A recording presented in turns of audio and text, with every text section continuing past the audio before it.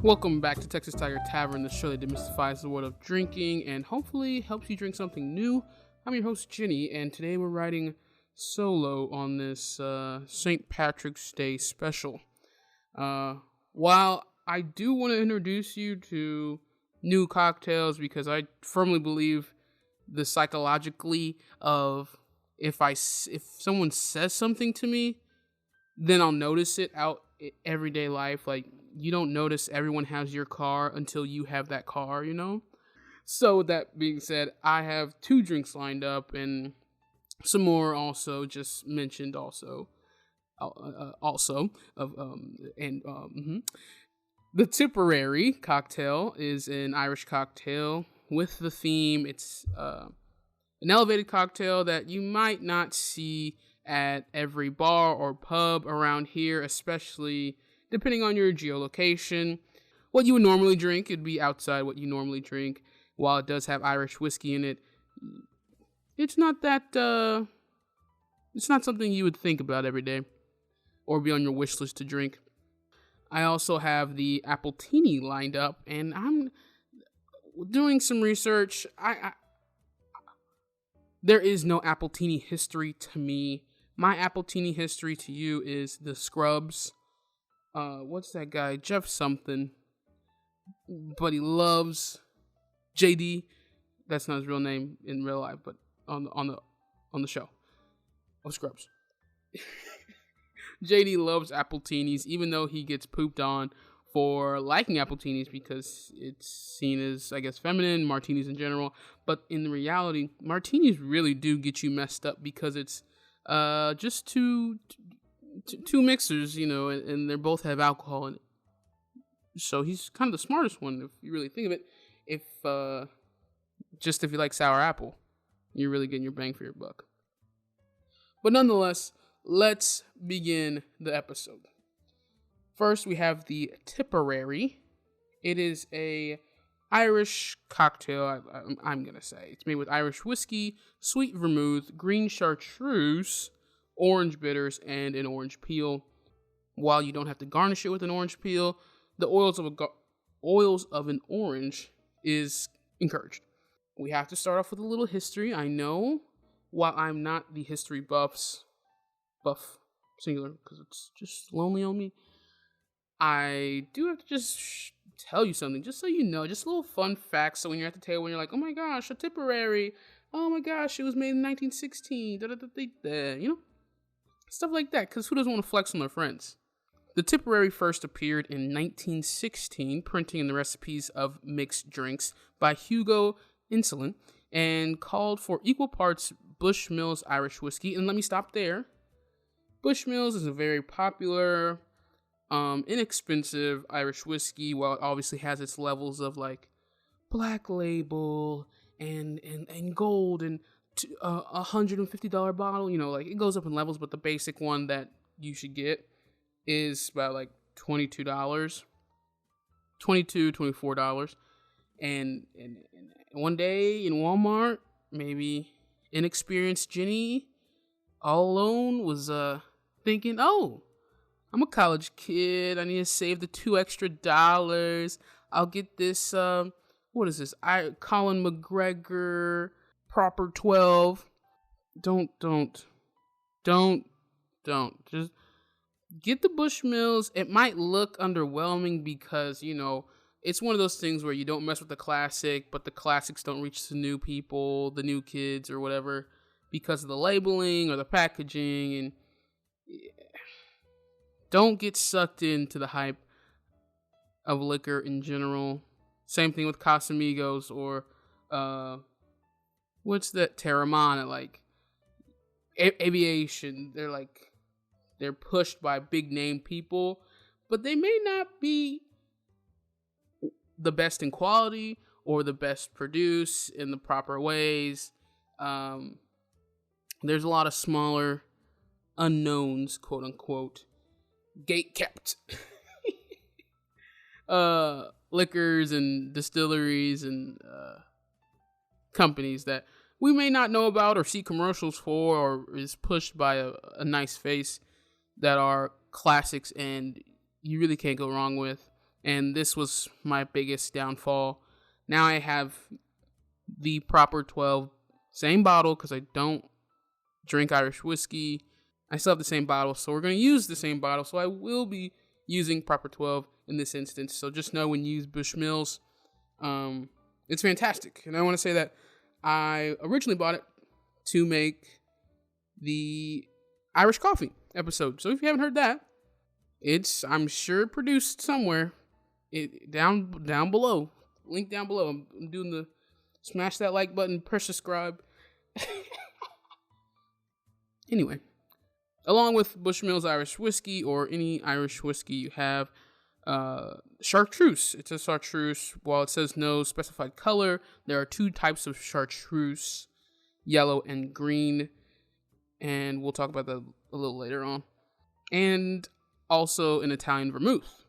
Also included is an Italian vermouth. Later in 1922, the book ABC of cocktails, should be the ABCs of mixing cocktails, gave us the Tipperary recipe that we kind of use today, with the addition of dialing back the amount of Irish whiskey, because Irish whiskey is very forward and strong in proof, in alcohol content usually. We just dial that back so that we can appreciate all flavors of the cocktail. Also, another rant is that these recipes that were made in 1918, 22, 65, these recipes are made on the back of a receipt paper, on the bottom of someone's shoe, by somebody's great-grandfather, written in a riddle because Shakespeare at the time, and the UK and British, and so everything's a lot of vague. Everything's a lot of vague when it comes to cocktail recipes, when it comes to history in general, obviously. While the original was, a sonnet, someone eventually wrote measurements to that, and that's what we stick with usually. But the original recipe chemist was Hugo, and Hugo came up with this off the top of his head after a customer singed this song called "It's a Long Way to Tipperary." It's like an Irish hymn song, Tipperary. Should have led with this. Tipperary is a town in Ireland, a county also, not very popular, about 5,000 people, but it's not it's not just a name. Not Tipperary is just not like tip every now and then. It's just it's a town name. The Tipperary is a stirred drink, so we're gonna put all these ingredients into a mixing glass or a cup, fill with ice, and stir it with your fingers or with a spoon, knife, chopstick, until the outside gets really cold. And a best practice is to put various glassware or the glass that you're about to use in the freezer for a while before you make the cocktail, just so that the cocktail is chilled for as long as it can be. Just looking at the cocktail right now, I did garnish with an orange peel just to get that aroma. The color is a dark gold, but not a bronze. Bronze is too brown on the nose. It smells fantastic because of that orange peel all up in my face. Take the first sip. I didn't even try it. All I did was, I did overpour the Irish whiskey because I was thinking about 2 ounces, and then I was like, no, they dialed the Irish whiskey back, so I did take a little shot of Irish whiskey before this. That's what prompted the rant of proper 12. First sip, it's really not bad. But I know, I hate when people do that too. Like, this is fantastic. But there were 6 things I would change about this. This first sip, the taste is good. I don't think the sweet vermouth is sweet enough for both the chartreuse and the Irish whiskey. There is no simple syrup in here. There's no other sugars. It smells fantastic. It tastes good. The aftertaste is very herbal, and that comes from the chartreuse. Great segue, Jenny. My biggest thing, my Christoffel, is that chartreuse has the same label for its yellow and green. And the only thing you're going off of is the tint of the color of the label. And in some light, the yellow looks green and vice versa, depending on the light and the shading. But the only real way to know if you really got the right one is the alcohol proof. So green chartreuse is about 55% alcohol by volume. And the yellow chartreuse it says 40 online, but I think they bumped it up to 43 because that's what my yellow chartreuse bottle says, 43 now. On the back, it's a pretty cool story. Here we go. Chartreuse is made only by Carthusian monks of La Grande Chartreuse near Grenoble, France. Chartreuse today is still made from 130 alpine herbs according to an ancient 1605 formula. The secret method of preparation is shared by 3 Chartreusian brothers and is protected by vow of silence. Chartreuse is sold in America as a green or yellow liqueur, the latter being sweeter. The word latter is an unnecessary word. The second, yellow, the yellow liqueur, being sweeter and milder. Each type is also available in a rare VEP. I'm sure just like cognac, I know, Matthew. Cognac, something very simple, I know it does. Chartreuse is the only liqueur to have a color named after it. Chartreuse the color, is also famous for a flavor and fragrance totally unexpected, remarkably beguiling, unique in all the world. Chartreuse is most popular mixed with tonic or soda in a tall glass with ice accented by a slice of lemon or lime, but can also be enjoyed on the rocks. Now, I want to say that every liqueur says that it can be enjoyed on the rocks.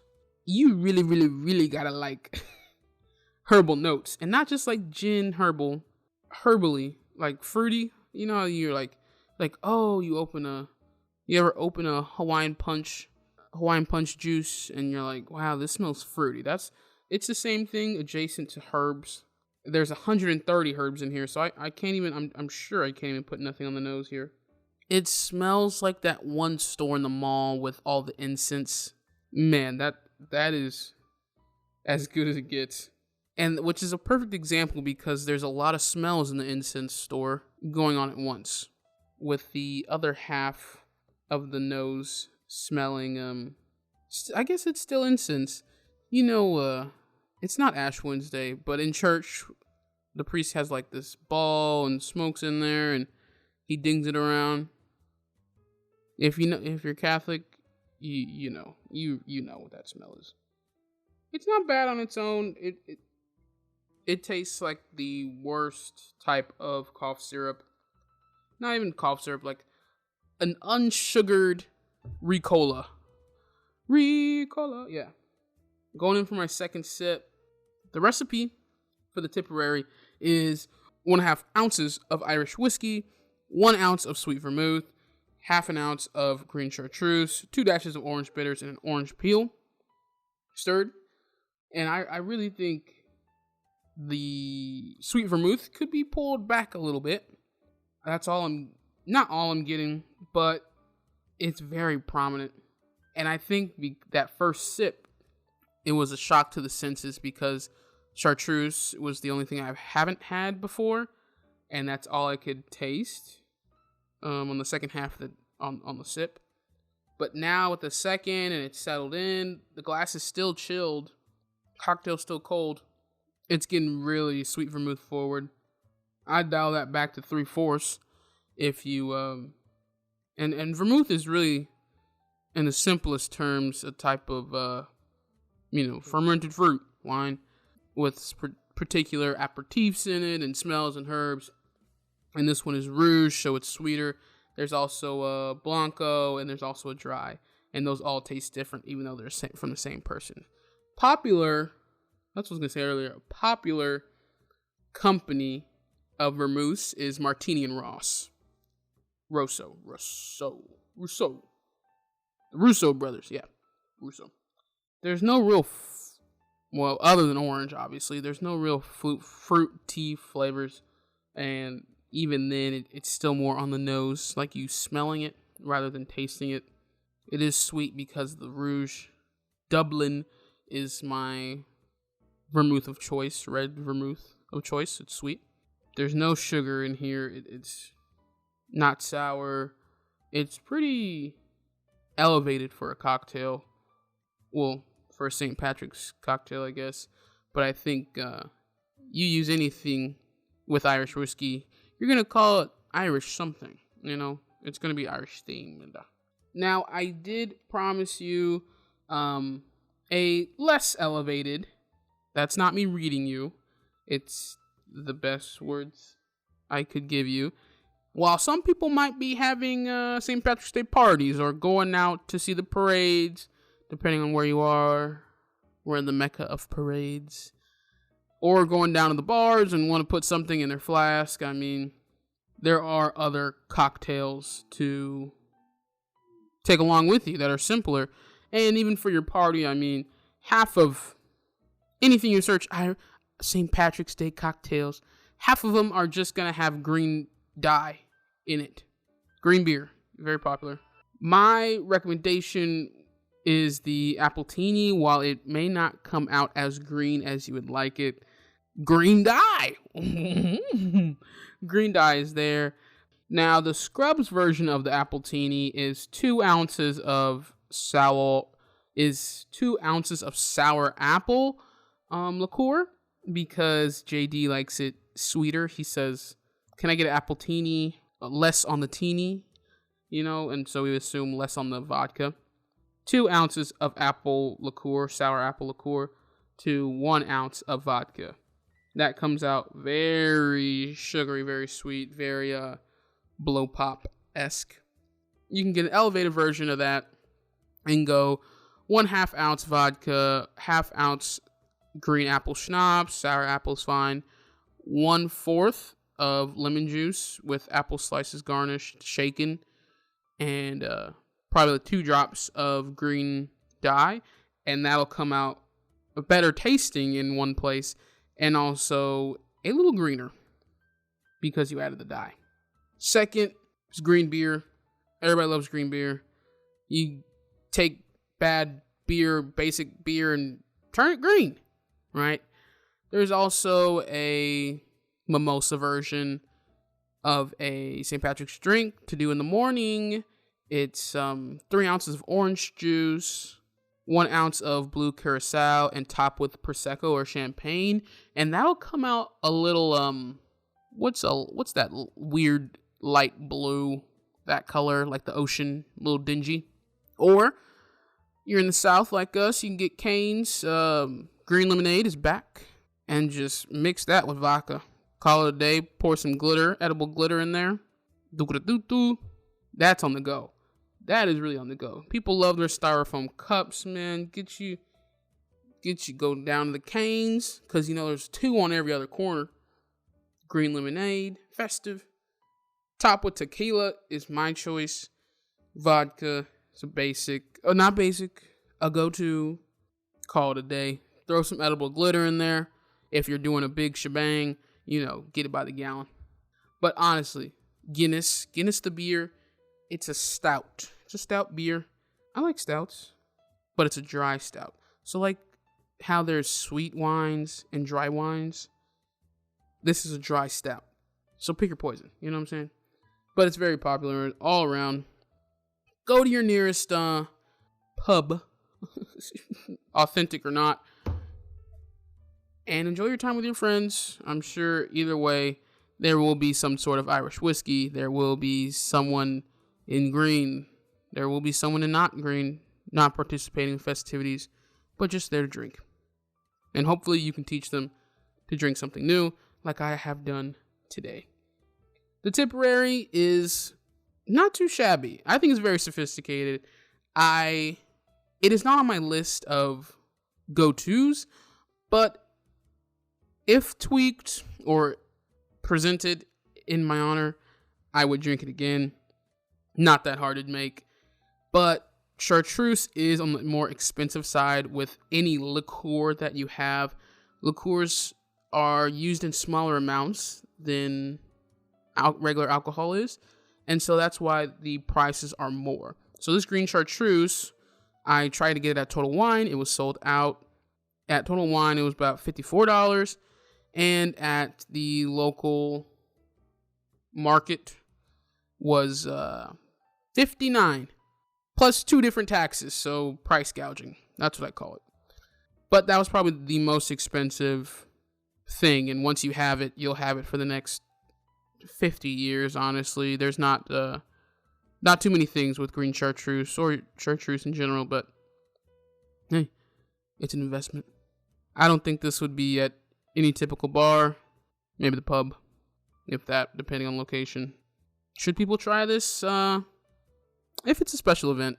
If you're going out with your friends trying to get turned and kiss a leprechaun, I wouldn't drink this. This is way too complex for a night out. But if you're like after dinner, on the off season of St. Patrick's, I think this would be a nice sophisticated thing to get. You choose. Let me know what you think. How about that? How much would this be at the bar? I mean, 8. Maybe 8, because I don't know how many people would be getting this. And everything's not that expensive except for the chartreuse. I don't know. It's complex. I don't know. It was better than doing green beer. I wouldn't have a review for you to do if it was boring. Gosh.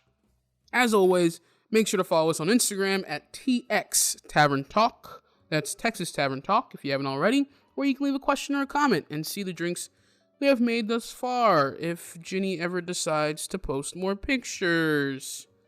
I'm trying. With the recipes all in one place, no matter where you listen to this episode, make sure to follow us and click a bell button, if it's there, to notify you when we post next. Thanks for listening to Tavern Talk with our drink of the day, the Tipperary. Happy St. Patrick's Day. Make good decisions. Try not to kiss people just for a flower, and we'll see you next time.